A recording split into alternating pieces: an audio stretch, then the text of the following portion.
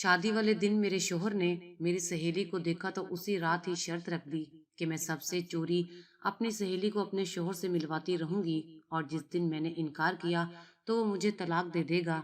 मजबूर होकर रोजाना किसी न किसी बहाने मैं अपनी सहेली को अपने घर बुला लेती। फिर मेरा शोहर हम दोनों को शॉपिंग करवाने ले जाता। अक्सर मेरी सहेली मेरे घर पर ही रुक जाती। मैं खून के आंसू रोती रहती मगर किसी को कुछ ना बताती। एक रोज तो मेरे कदमों तले से जमीन निकल गई जब सहेली ने शोहर के साथ मिलकर। मेरा नाम रुखसाना है। मैं एक मिडिल क्लास घराने से ताल्लुक रखती हूँ। मेरी उम्र 16 साल थी और हम गांव में रहते थे। मेरे अब्बा की थोड़ी बहुत जमीन थी जिस पर काम करके वो घर के खर्चे पूरे कर लेते थे। मेरे अब्बा और मेरे चाचू सिर्फ दो ही भाई थे। चाचू शहर में रहते थे। उनका कारोबार बहुत अच्छा था। मैंने फर्स्ट क्लास में मैट्रिक पास कर लिया था और इसी मौके पर मेरे चाचू हमसे मिलने आए थे। उन्होंने मुझे पूरे 8 साल के बाद देखा था। मैं उनको इतनी अच्छी लगी कि उन्होंने अब्बा से ये बात करने में बिल्कुल भी देर ना लगाई कि वो मुझे ही अपने घर की बहू बनाना चाहते हैं। उनका भी एक ही बेटा था जिसका नाम मुदस्सिर था। हमारे लिए तो यही था कि जैसे किसी राजा का रिश्ता किसी फकीर के लिए आ गया हो, क्योंकि हमारे पास कुछ भी नहीं था।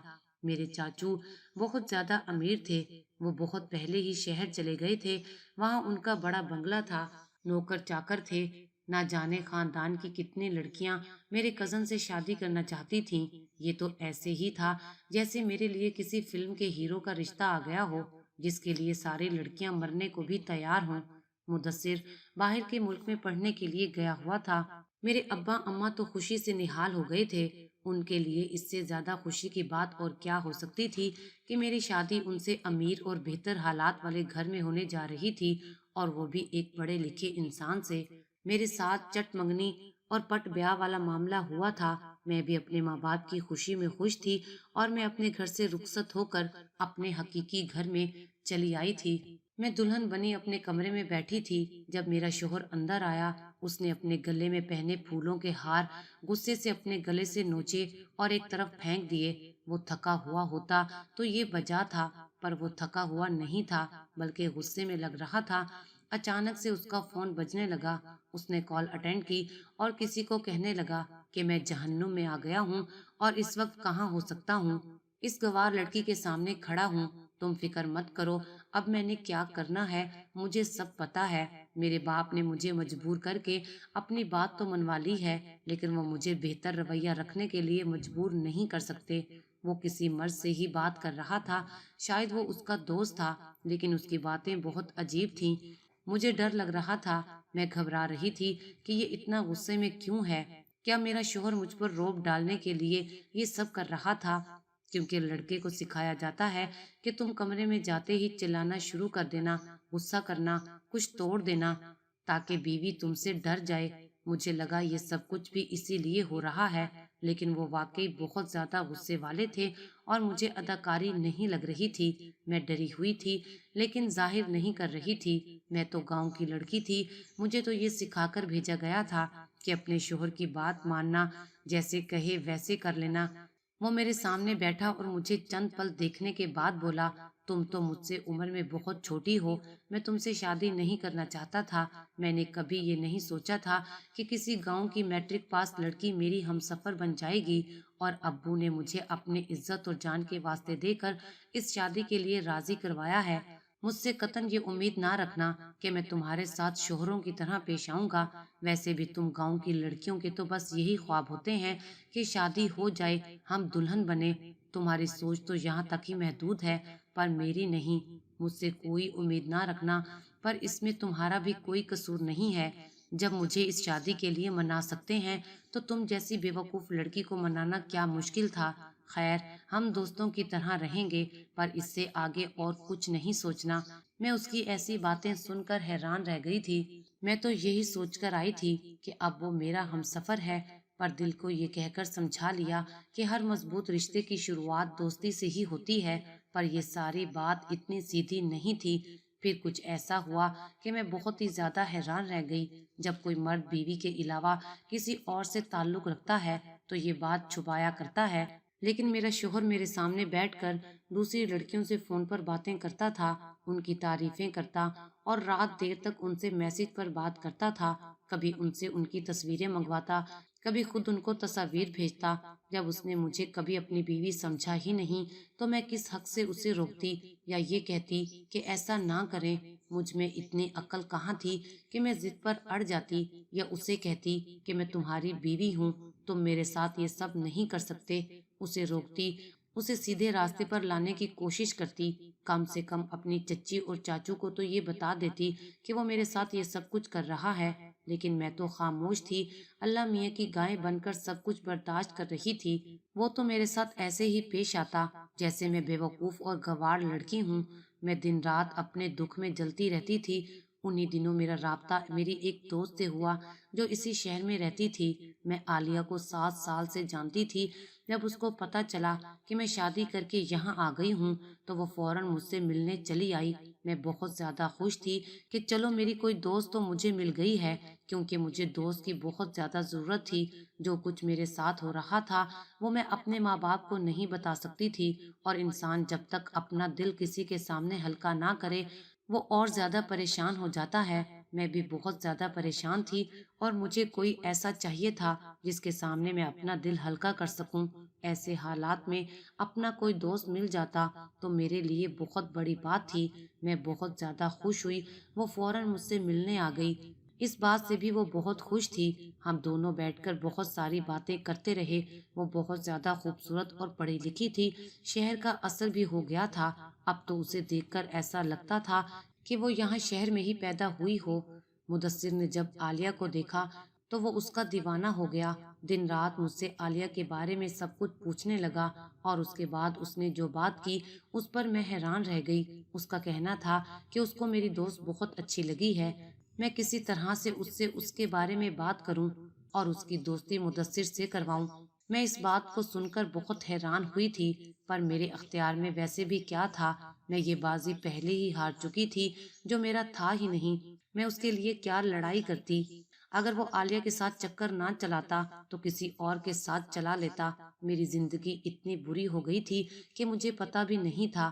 میرا اپنا شوہر مجھے یہ کہہ رہا تھا کہ تم میری دوستی اپنی دوست سے کرواؤ۔ اگر میں یہ بات اپنی دوست سے کرتی تو اس کا کیا رویہ ہوتا؟ وہ کس طرح سے پیش آتی؟ وہ مجھے کیا سمجھتی؟ میرے بارے میں کیا سوچتی کہ میں کون ہوں؟ میں کس طرح کی باتیں کر رہی ہوں؟ وہ بھی ایک شریف خاندان سے تھی، میں اس کے ماں باپ کو بھی جانتی تھی۔ گاؤں کے لوگ تو ویسے بھی بہت معصوم اور شریف ہوتے ہیں۔ میں نے ایسے ہی کیا۔ عالیہ بھی اس بات کو سن کر غصہ نہیں ہوئی، بلکہ اس کو اس بات سے بہت خوشی ہوئی کہ کوئی اس کا اتنا دیوانہ بن گیا ہے۔ جب میں نے یہ بات عالیہ کو بتائی تو وہ خوشی سے نہال ہو گئی، اور اس کو یہ بات بری نہیں لگی بلکہ اچھی لگی کہ کوئی میرا دیوانہ ہو گیا ہے۔ اس نے کہا کہ دیکھو، سیدھی سی بات ہے، اگر تمہارے شوہر کو تم میں دلچسپی نہیں ہے تو تم اپنے آپ کو اس پر تھوپ نہیں سکتی۔ جس رشتے میں خود کو دوسرے پر مسلط کیا جائے وہ رشتے ویسے بھی نہیں چلتے۔ اگر وہ مجھ سے محبت کر بیٹھا ہے تو اس میں میرا کیا قصور ہے؟ دیکھو، میں تمہاری دوست ہوں، لیکن تمہارا گھر تو میرے آنے سے پہلے ہی برباد تھا۔ تمہارے شوہر کا تمہارے ساتھ کوئی تعلق نہیں تھا، یہ بات دیکھ کر ہی پتہ چل جاتی ہے۔ مجھے بہت غصہ آ رہا تھا، کیونکہ جس چیز کو وہ اپنانا چاہتی تھی وہ میری تھی، لیکن جب وہ چیز خود اس کی جھولی میں جا رہی تھی تو میں کیا کر سکتی تھی؟ میں بھی خاموش ہو گئی۔ غلطی اس کی نہیں تھی، میرا یہ کیس کمزور تھا۔ پھر ان دونوں کی باتیں شروع ہو گئیں۔ وہ دن رات ایک دوسرے سے باتیں کرتے تھے، اور یہ سب میں نے خود کروا دیا تھا۔ مدثر اکثر مجھے خط اور تحفے لا کر دیا کرتے تھے اور کہتے تھے جاؤ یہ عالیہ کو دے کر آؤ۔ وہ بھی بدلے میں میرے شوہر کے نام خط لکھ کر دیا کرتی تھی۔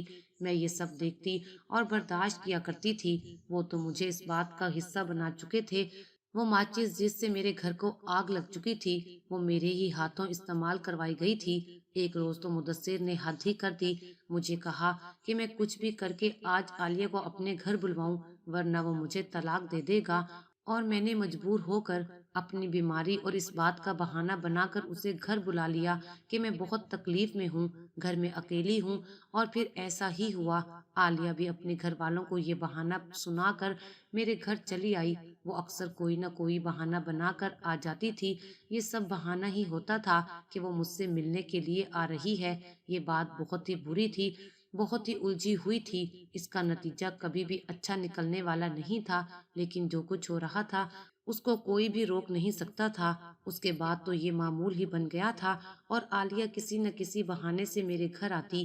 कभी कहती उसको मेरे साथ बाजार जाना है और कभी मैं उसके घर वालों से झूठ बोलती कि घर में कोई दावत है और मुझे इसकी मदद की जरूरत है।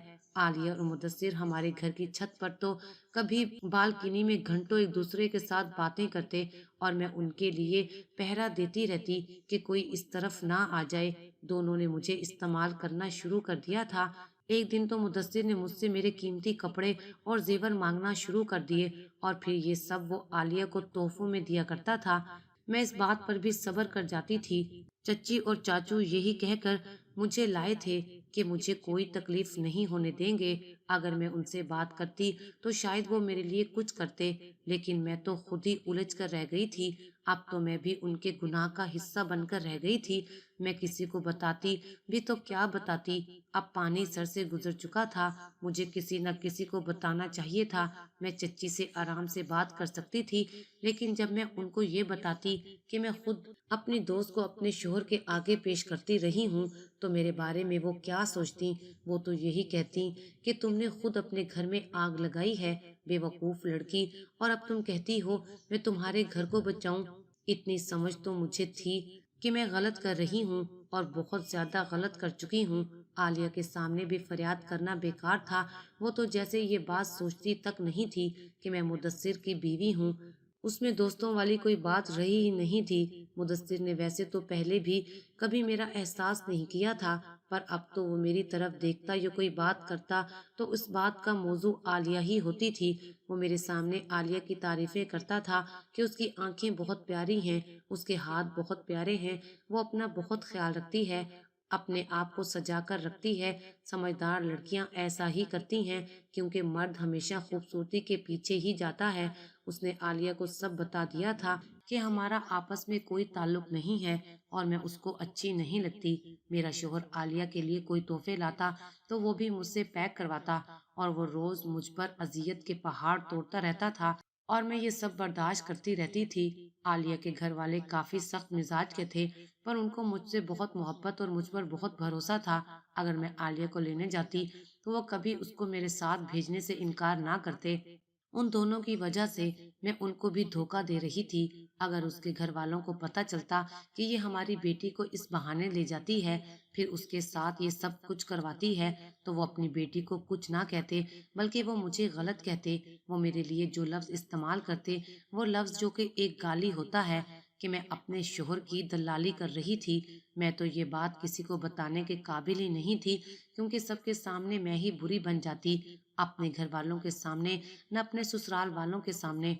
आलिया के घर वालों के सामने भी ये सोचकर मैं हैरान थी कि मुदस्सिर ने मुझे किस तरह से उलझा दिया था, कि वो इतना समझदार था और मैं इतनी ज्यादा बेवकूफ थी कि मैं उसकी बातों में उलझ ही गई थी और उसके साथ मैं भी उसके गुनाह का हिस्सा बन गई थी। और आगे क्या होने वाला था मैं कुछ नहीं जानती थी, पर मैं क्या करती। मुदस्सिर मुझे मजबूर करता था कि मैं जाऊं, आलिया को लेकर आऊं, और मुझे ये सब कुछ करना पड़ता। वो सारे रास्ते मुझे ऐसे नजरअंदाज करते जैसे मैं वहां बैठी ही नहीं हूँ। एक दिन इसी तरह हम सैर करने समंदर पर गए। आलिया और मुदस्सिर मेरी आंखों के सामने एक दूसरे का हाथ थामे बैठे थे, हंस रहे थे, मुस्कुरा रहे थे, एक दूसरे के साथ बहुत खुश लग रहे थे। मैं हसरत और आंसू भरी निगाहों से अपने शोहर को देख रही थी और मैं कुछ नहीं कर सकती थी। मैं अपने ख्यालों में गुम थी, समंदर के सामने बैठी आंखों से समंदर बहा रही थी। वो दोनों एक दूसरे में इतने गुम थे कि मुझे भूल ही गए थे। वो मुझे वहां छोड़कर कहीं गायब हो गए, जैसे मैं उनको याद ही नहीं रही थी। मैंने जब देखा कि मैं वहां अकेली हूँ और शाम भी होना शुरू हो गई है, तो मैं बहुत घबरा गई, उनको आस पास तलाश करने लगी और रोने लगी। मैं बहुत डर गई थी। میری عمر اس وقت بہت کم تھی، میں شروع سے اس شہر میں نہیں رہتی تھی، اس لیے مجھے وہاں کے راستوں کا نہیں پتا تھا۔ بڑی مشکل سے میں سڑک تک آئی، پھر سوچنے لگی کہ اب کیا کروں۔ کچھ دیر بعد میرے سامنے ایک کار آ کر رکی، شاید وہ آدمی وکیل تھا، حلیے سے تو ایسے ہی لگ رہا تھا۔ اس نے مجھے روتے ہوئے دیکھ لیا اور پوچھنے لگا کہ کیا ہوا ہے۔ میں اس کو کچھ بتانا نہیں چاہتی تھی، میں نے پہلے ہی بہت سی بیوقوفیاں کی تھیں، اب مزید بیوقوفی نہیں کرنا چاہتی تھی۔ لیکن اس نے کہا کہ دیکھیں شام ہونے والی ہے، آپ اکیلی کیا کریں گی؟ یہ علاقہ سیف نہیں ہے، یہاں اچھے لوگ بہت کم ہیں، آپ مجھے بتائیں آپ کا مسئلہ کیا ہے، میں آپ کی مدد کروں گا۔ میں نے اس کو سب بتا دیا اور پھر اس نے وعدہ کیا کہ وہ میری مدد کرے گا۔ وہ شکل سے شریف آدمی لگ رہا تھا۔ میں یہ نہیں کہہ سکتی تھی کیونکہ مجھے لوگوں کی پہچان نہیں تھی۔ اگر مجھے لوگوں کی پہچان ہوتی تو میں اپنے شوہر اپنی دوست کو پہلے ہی پہچان جاتی، ان کے ہاتھوں کھلونا نہ بنتی۔ اس آدمی نے مدد کرنے کا وعدہ کر کے مجھے کار میں بٹھایا۔ اس نے پھر پوچھا کہ میں یہاں اکیلی کیسے آئی، تو میں نے اسے بتایا کہ میں اکیلی نہیں آئی تھی، اپنے شوہر کے ساتھ آئی تھی، پر وہ مجھے چھوڑ کر چلا گیا ہے۔ اس نے بات سے بات نکال کر مجھ سے ساری بات پوچھ لی تھی۔ وہ بہت حیران ہوا کہ میرے ساتھ یہ سب ہو رہا ہے۔